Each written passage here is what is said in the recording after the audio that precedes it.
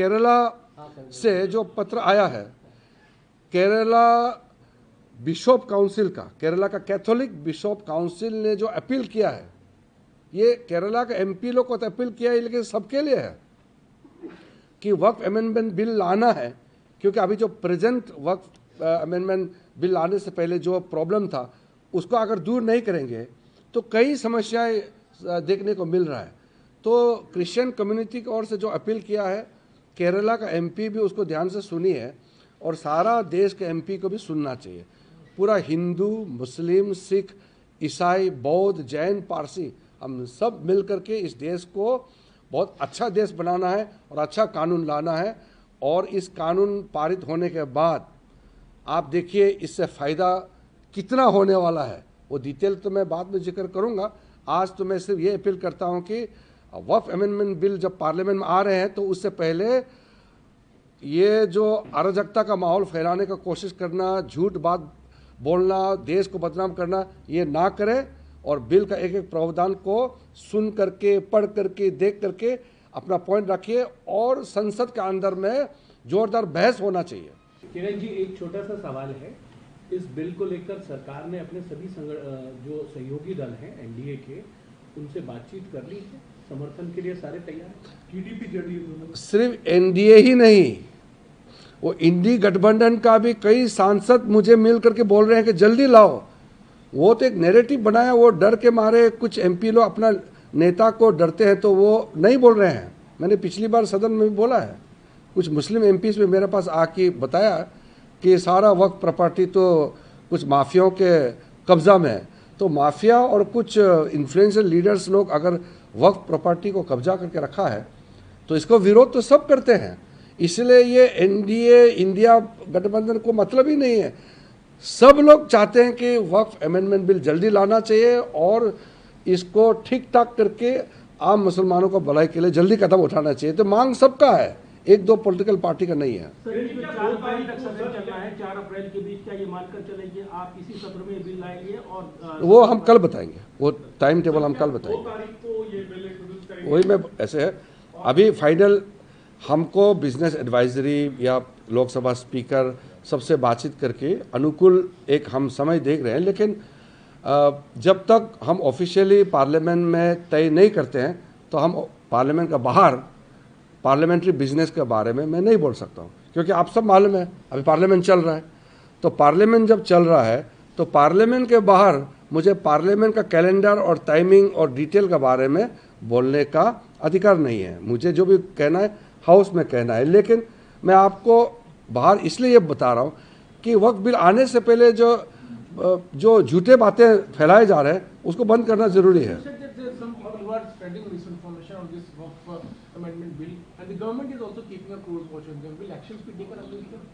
Anybody doing illegal things or unlawful activities are to be dealt by the administration and authorities. I don't have anything to add there. You want to say something? Sir, I just wanted to ask कि क्या इसी session में वो तो भी मैंने बता दिया। सर, आप जो पीयूष साहब से पूछा कि आपने खुद कहा कि कुछ लोग अराजकता फैलाने की कोशिश कर रहे हैं, अफवाह फैलाने की कोशिश कर रहे हैं, सरकार की क्या चिंता है इसको लेकर के कि जब आप कह रहे हैं कि आने वाले दिनों में वक्त बिल आएगा? हमारा चिंता ये है कि हमारा चिंता उल्टा है। हमारा चिंता ये है कि आम गरीब मुसलमानों के लिए जो हम कदम उठा रहे हैं वो जितना जल्दी हो सके पूरा करना चाहिए, ये चिंता है। बाकी जो झूठे बातें कर रहे हैं, जो अफवाहें फैलाते हैं, उसको डील करने का तरीका तो अलग है।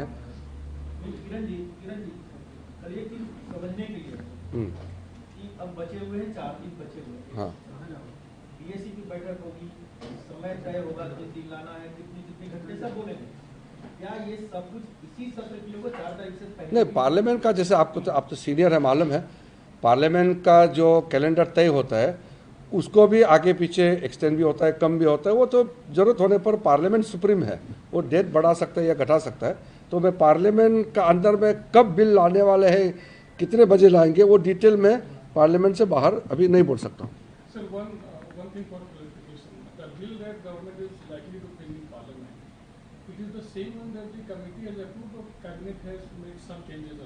नहीं, वो डिटेल तो मैं जब बिल टेबल करेंगे तो मैं बताऊंगा। अभी जैसे मैंने कहा कि ये पार्लियामेंट का प्रॉपर्टी है तो उसको मैं डिटेल में अभी टेबल करने से पहले तो नहीं बोल सकता हूँ। सर, आप चूंकि माइनॉरिटी अफेयर मिनिस्टर भी हैं, आप चाहेंगे कि वक्त बिल जो है वो संसद के इस बजट सत्र के दूसरे पार्ट में ही पास हो जाए, दोनों ही सदनों में? हम तो यही चाह रहे हैं कि जितना जल्दी हो सके पारित करें, हम तो यही चाहते हैं ना। आप मुझे फंसाना चाहते हैं कि मैं तारीख बता दो, टाइम बता दो, पार्लियामेंट के बाहर तो मैं बता नहीं सकता हूँ। वक्त से अलग सवाल पूछ लेते हैं। सोनिया गांधी ने कहा है कि जो मौजूदा सरकार है वो शिक्षा को लेकर सवाल उठाया है, सांप्रदायिकरण कर रही है। कौन? नहीं, वो वक्त के बाहर मत पूछे, क्योंकि आप लोगों का भी सीमित बातें रखना चाहता हूँ। आम मुसलमान वक्फ बिल का समर्थन जोरदार कर रहे हैं। कुछ मुसलमानों को बरगलाया जा रहा है, मिसलीड किया जा रहा है। वो कुछ लोग हैं जिसका निजी इंटरेस्ट है वक्फ प्रॉपर्टी को जो कब्जा कर रहे हैं, वो लोग लीड कर रहे हैं। और कांग्रेस पार्टी और कुछ लोग तो मुसलमानों को वोट बैंक बना कर रखा हुआ है।